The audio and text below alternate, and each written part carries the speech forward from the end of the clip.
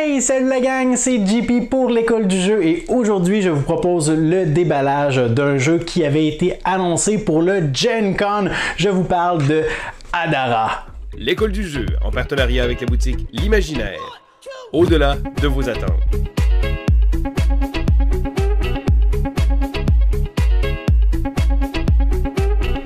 Alors, nous avons sous les yeux la magnifique boîte de Hadara, ce jeu qui nous est proposé par Benjamin Schwer. Je n'ai aucune idée de si c'est comme ça que ce prénom se prononce, probablement pas, mais on connaît Monsieur Schwer pour nous avoir proposé, entre autres, l'excellent Crown of Emara, un jeu qui a suscité beaucoup d'intérêt au cours de la dernière année. Mais puisqu'on parle de Hadara, il s'agit d'un jeu pour 2 à 5 joueurs qui se jouera dans une durée approximative de 45 à 60 minutes. Et la couverture, bien qu'elle soit très jolie, nous laisse déjà transparaître quelques indices au niveau de la thématique. Alors, on retrouve des éléments dans le haut ici, mais également dans le paysage, peut-être des éléments qui peuvent nous paraître un peu anachroniques, mais c'est simplement pour appuyer la thématique du jeu. On est dans une thématique de civilisation. Ce n'est pas un jeu de civilisation comme on le connaît, mais plutôt à thématique de civilisation. Alors, il y aura certainement des nuances ou des rapprochements avec Seven Wonders qu'on connaît bien. Donc, les fervents joueurs de Seven Wonders verront certainement des ressemblances entre les deux titres. Et avant de regarder au niveau des composantes de tout ce qu'on va retrouver dans la boîte, je veux vous indiquer que Sylvain va faire une critique complète du jeu très prochainement sur la chaîne parce qu'au moment de publier cette vidéo, il a déjà fait 2 parties de Hadara et il a très hâte de vous partager ses commentaires sur les expériences de jeu qu'il a eues jusqu'à présent et je crois même qu'il va possiblement y rejouer davantage entre-temps. Alors ce sera à surveiller sur la chaîne. Alors sans plus attendre, allons voir ce que Hadara a dans le ventre. Donc première chose qu'on remarque en ouvrant la boîte, c'est le livret de règles. Alors voyons voir si ce dernier est plutôt complet. On a 2 pages de mise en place, autant au niveau des joueurs que du plateau principal, les différentes phases. Une partie de Hadara se joue en 3 époques, donc les différents éléments, les différents événements qui vont se passer durant ces époques, les différents éléments de jeu également dont nous aurons besoin à travers ces différentes époques. Alors qu'est-ce qu'on fait lorsqu'on change d'époque? La gestion des cartes et finalement le scoring. Tout ça pour un total de 10 pages. Alors, c'est un jeu qui me semble bien simple dans ses concepts, dans ses mécanismes, mais très profond dans les choix que les joueurs vont devoir faire et les combos également qu'ils pourront réaliser à travers l'acquisition des différentes cartes qu'ils vont récupérer en cours de partie. On a même une petite page ici qui est dédiée à l'agencement ou plutôt au rangement du jeu dans l'insert qui nous est fourni dans la boîte. Alors on va y revenir dans quelques instants, mais ce que j'aime bien du livret de règles, c'est qu'il semble être appuyé de nombreux exemples bien illustrés également. Alors je suis pas mal convaincu que le jeu doit être très bien expliqué grâce à celui-ci. Si on continue notre exploration, on tombe dans tout ce qui est en carton, juste ici. Alors, si on jette un petit coup d'œil aux différents éléments de carton qu'on y retrouve, et bien évidemment, nous aurons des pièces de monnaie qui vont nous permettre de récupérer des cartes en cours de partie. Chacun des joueurs va récupérer un petit plateau personnel comme celui-ci qui fera état des 4 différentes pistes, par exemple la fortune, la piste militaire, la culture et la dernière piste étant l'accès à la nourriture. Alors les joueurs vont pouvoir progresser sur ces pistes, on remarque ici qu'on a des petits emplacements qui s'enlèvent. Alors, vont pouvoir également personnaliser leur civilisation pour construire, par exemple, des statues à l'effigie de grandes divinités ou de personnages célèbres, des médailles également qu'ils vont pouvoir récupérer pour marquer différents points en fin de partie, mais également des emplacements pour les cartes qu'ils vont récupérer selon leur couleur. Alors ça, ce seront les plateaux individuels que les joueurs vont récupérer. Nous avons également un peu plus profondément dans notre pile de carton, des tuiles qui ressemblent un peu à ça. Alors, ce sont des tuiles d'exploration. Les joueurs auront l'occasion, à un certain moment durant la partie, s'ils ont atteint un seuil donné de niveau militaire nécessaire, pourront explorer ces différentes zones et auront un choix. Alors, est-ce qu'ils veulent piller l'endroit? Alors, s'ils décident de piller l'endroit, ils récupèrent la tuile, vont marquer 5 points à la fin de la partie. Il faut avoir une puissance militaire de 9, par contre, au minimum pour pouvoir faire ça. Et vont récupérer immédiatement 4 pièces d'or. Alors, c'est très payant de piller un endroit où ils auraient la possibilité, s'ils le désirent, de payer une pièce pour retourner la tuile.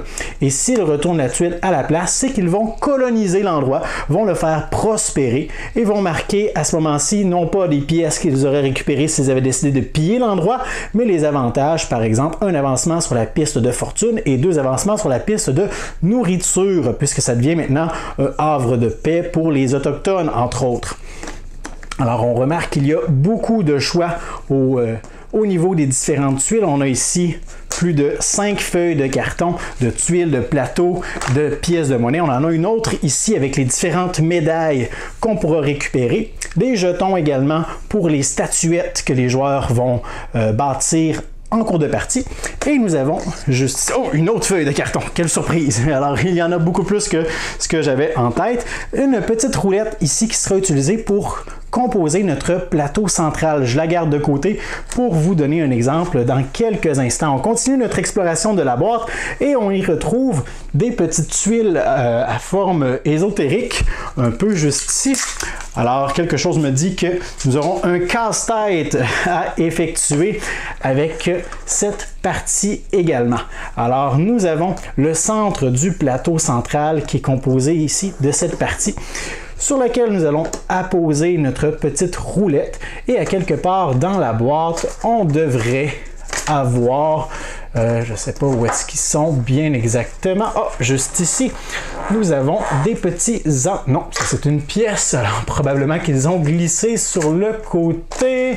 Voyons voir. Où sont-ils passés?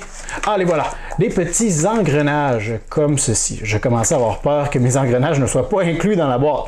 Alors, engrenages que nous allons pouvoir placer comme ceci sur notre plateau.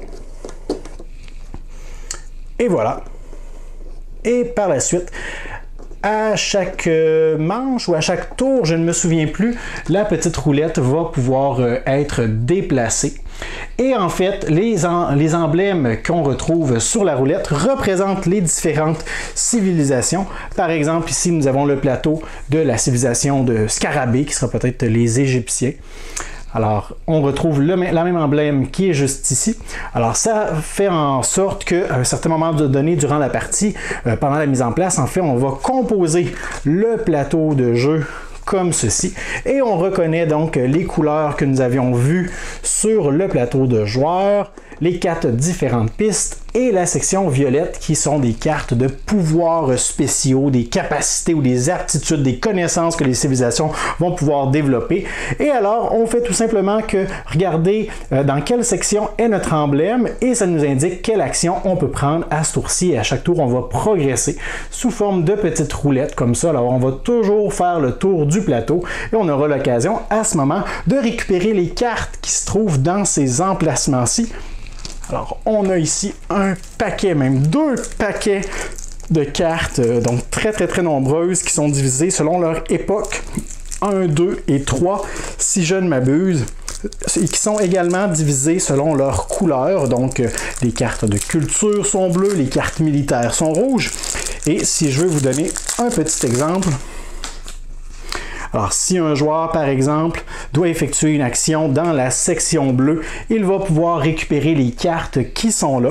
Alors, il y aura un nombre de cartes données selon le nombre de joueurs, va pouvoir les consulter et devra en choisir une qu'il désire peut-être construire ou une qu'il désire peut-être jeter pour récupérer, comme c'est indiqué à l'endos, de l'argent à la place. Et les cartes restantes seront mises face visible juste ici. Comme ça, les autres joueurs voient qu'est-ce qui a été défaussé et lors d'un tour subséquent, vont pouvoir récupérer les cartes qui ont été défaussées et vont pouvoir choisir parmi celles-ci. En fait, ce ne sont pas des cartes qui sont défaussées, ne sont pas vendues pour récupérer de l'argent, c'est simplement qu'elles n'ont pas été choisies. Alors, on va progresser comme ça, on va faire des tours de plateau pendant toute la partie pour récupérer des cartes qui vont venir s'ajouter à notre petit plateau personnel comme ceci. L'un des avantages de récupérer des cartes, eh bien, c'est bien évidemment d'avoir l'avantage qui est indiqué sur celle-ci, mais également plus on va accumuler des cartes d'une même couleur et plus nous aurons des bénéfices, en fait un rabais. Alors aussitôt que j'ai deux cartes bleues, et bien la prochaine carte bleue que je veux récupérer me coûterait, puisque j'en ai deux pièces de moins. Alors, on a le coût, bien souvent, dans le bas des cartes, ainsi que le nombre de points que celle-ci va nous rapporter à la fin de la partie. Alors là, je vais seulement vous donner un aperçu bien rapide, et on est déjà rendu au fond de la boîte. On a des petits marqueurs ici pour les différentes pistes sur notre plateau. On a des pièces de monnaie qui sont tombées. On a des aides-mémoires juste ici. Des petits sacs refermables pour les composantes qu'on voudrait garder à l'intérieur et éviter que ça se répande partout. Si, comme moi, vous gardez vos jeux à la verticale, on a, ça c'est toujours bien apprécié dans un jeu comme ça, un petit paquet de feuilles avec beaucoup de feuilles qui peuvent être utilisées pour noter nos points, tout simplement. Et le petit insert qui était décrit dans notre livret de règles, on a ce joli petit carton ici. En fait, c'est plus une espèce de feuille lustrée qu'on peut venir placer juste ici. Je vais essayer de trouver une solution pour qu'elle reste vraiment ici, peut-être la coller ou quoi que ce soit, en évitant que ça gondole la feuille en question. Et grâce aux petites incurvations que nous avons juste ici, nous allons savoir rapidement que, par exemple, les cartes de niveau 1, alors les cartes de niveau, ou les cartes dans ce cas-ci de niveau 2, vertes, sont placées juste ici. Alors, on a un emplacement pour les cartes vertes de niveau 2. Je les place juste ici. On aurait la même chose pour les cartes de niveau 2 jaune, les cartes de niveau 1 bleu juste ici. Alors, c'est pas compliqué pour la mise en place. On prend seulement les cartes qui nous concernent. On récupère le nombre qui est demandé. On les met sur le plateau et on les range lorsque l'ère est terminée. On passe donc à la prochaine. On fait la même chose. Donc, un rangement qui est vraiment très utile. Par contre, quelque chose me dit que je ne pourrai pas en profiter si je range la boîte à la verticale. Alors, ce sera peut-être l'une des exceptions pour Adara que je voulais vraiment vous présenter aujourd'hui, un titre qui m'excite grandement. Alors, j'ai bien hâte de voir ce que Sylvain en a pensé dans sa critique qu'il va vous proposer d'ici quelques jours. Alors, je vous remercie pour votre écoute. Je vous invite à nous laisser les pouces vers le haut, à suivre notre chaîne, vous abonner si ce n'est pas déjà fait. Et moi, je vous dis à la prochaine.